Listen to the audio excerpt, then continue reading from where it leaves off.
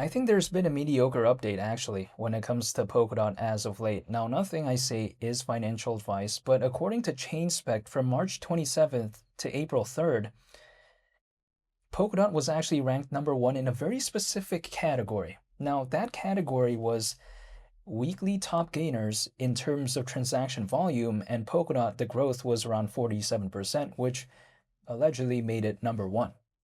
Now, people like to say, well, isn't that pretty impressive? Well, yeah, I think it is pretty impressive, but I still think it's mediocre at the end of the day because the transaction volume when it comes to Polkadot in that specific timeline was 1,500 approximately. But other places like Sui and whatnot was like around 16 million. But in terms of the growth, more specifically, Polkadot was ranked, I guess, number one in terms of that because of the percentage. So I still think it might showcase that at least some people still care when it comes to Polkadot. I don't think it's the greatest news of all time. I don't think it's the greatest update ever, but I still think it's pretty cool. I think it's pretty mediocre, actually. That's the way I take a look at it. Now, does it mean that I'm not a fan anymore of Polkadot? No, it doesn't mean that. I'm still a fan when it comes to Polkadot. I'm still holding DOT, its native token. I haven't given up. I am still a fan, again, when it comes to Polkadot. However, at the same time, why am I a little bit actually happy as of right now? And that is because DOT is around $1.20, which sounds really counterintuitive actually, because it's kind of like, why? It's approaching its all-time low of $1.13. As of right now, again, we're on $1.20. Yes, that's true, but I'm looking to dollar cost average. I'm looking to hypothetically accumulate at a low of a point as possible. And if anything, if it's so low, quote unquote, and it's so close to its all-time low, that means it's so close to its historical floor, right? Keep in mind, yes, DOT as of right now, again, around $1.20. We literally saw around $10.50 back in December of 2024. That I think is just pretty ridiculous for me to see, because if I just take a look at, for instance, I mean, as of right now, we're over 8 times lower than that. If it goes back to that point, there's only one place I'm going, right? And I think you probably guessed it. It's Sizzler, you know, my favorite restaurant of all time.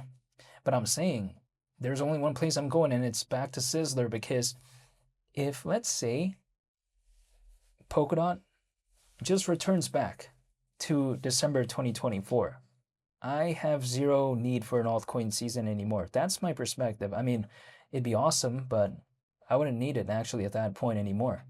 Now, it's different because if, let's say, DOT just kind of stabilized at around $4, which we of course saw in July of 2025, in September. If, let's say, just kind of hovered around those moments and it never dipped below $2 and never dipped below $1.50, if that was the case and maybe it goes back to like $10, okay, maybe it's a little bit cool, but it's not anything really that fantastic. At that point, I wouldn't be too happy in my perspective. But because as of right now, the pullback has been so extensive now that, again, we're over 8 times lower than $10.50, which we literally saw approximately in December 2024. Just because it's dropped so low, it's to the point that if it goes back to that, it already feels like a hypothetical altcoin season.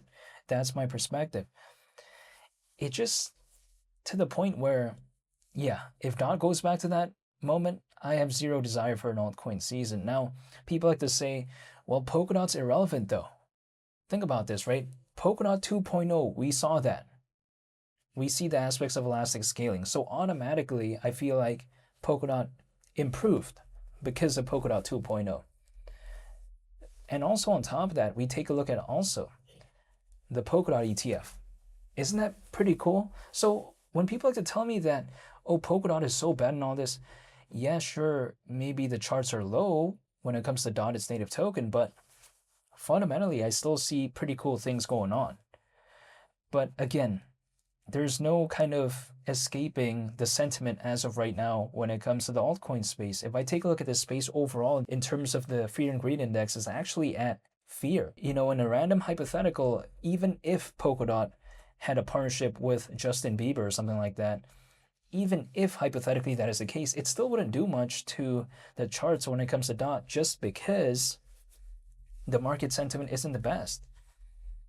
But one thing I do know though is that Polkadot actually improved fundamentally, at least in my opinion, because of Polkadot 2.0 and also the recently kind of clarified tokenomics, right? Where we do now know that DOT is going to have a maximum supply of only 2.1 billion.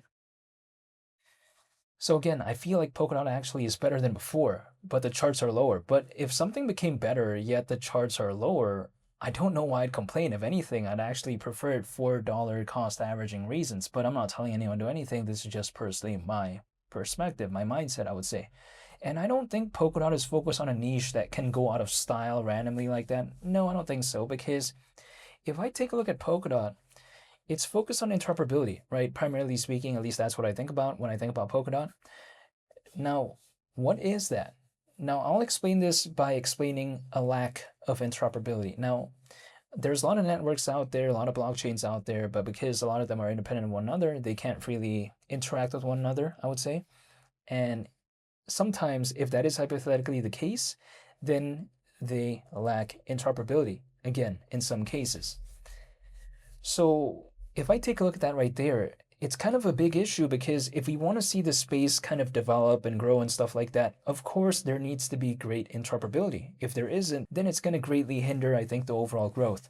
So, of course, something like Polkadot, historically, I think, is existing for a good purpose, right? It's not just merely there just for fun or for attention. It's just a different way they handle things, in my opinion. Other projects out there, their sort of goal and attention is to create a lot of attention, create a lot of cool factor, follow a trend, but it's nothing really evergreen, right? It's nothing that can stand the test of time. That's the way you take a look at it. But as long as there's going to be more blockchains, more networks that are going to pop up, of course, a lot of them are probably going to want to have interoperability.